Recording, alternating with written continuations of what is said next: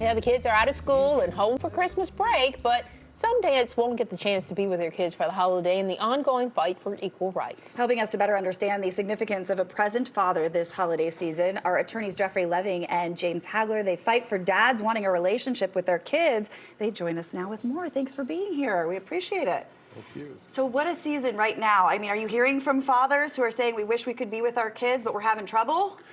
Absolutely. Actually, this happens all year round, but before the holidays, especially now, we get a lot more calls from a lot of scared fathers that are being told, you're not going to see your children and you're not a father. And a lot of the children are being poisoned and alienated against their fathers, such as your father doesn't love you, your father doesn't want to see you, when dad loves them and wants to see them and he doesn't know what to do. It's a very traumatic and emotional time when you can't give up hope, and children should never be systematically kicked or pulled out of the lives of their fathers or used as tools of revenge and parental alienation. So what rights do they have and what can they do in the way of exercising those rights?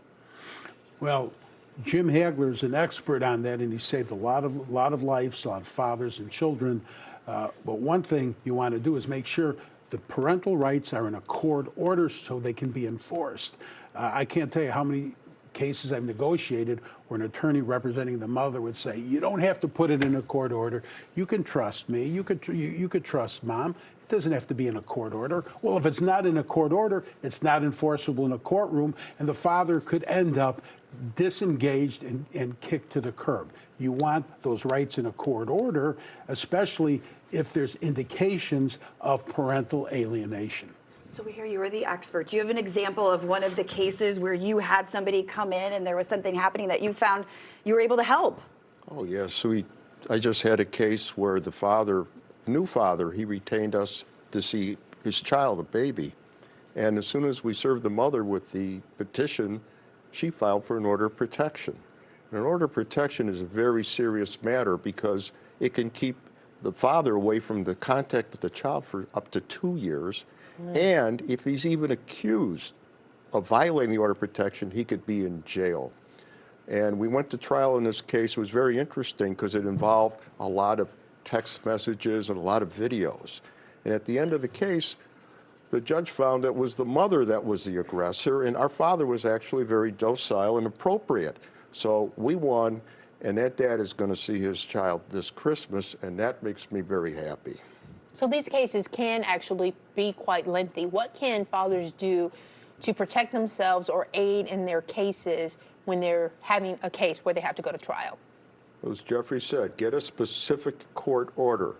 If your court order says you have parenting time on Christmas, that doesn't mean much. Well, before you even get to that point, do you keep text messages? Do you keep letters? Do you have pictures? What do you do in trying to build your case? Yes, it's best to text the other party or email them and say, I will be exercising my parenting time on this time, so they can't come up and say, well, I didn't hear from you. I made other plans. How many times have I heard that one? Yes, definitely get the paper trail done. Let's say you're in that process. What's the best way to communicate with your kids while you're going through that divorce or already divorced and kind of still going through the system? Communicating with your child is so important. They want to hear from you, and you can never doubt yourself as a dad. The kids want to be taught things. They want new experiences, and you have to be there for them. So you can use electronic parenting time. If you live far away from your child, exercise Zoom and things like that. It really helps. It's not as good as in person, but you want to be there when you hand that child that Christmas gift and watch their eyes light up. That's the best feeling in the world, being a parent. And Jeffrey, you've helped in a lot of cases. What can you say about the importance of having a father in a child's life? It's critical. I've written many books on this.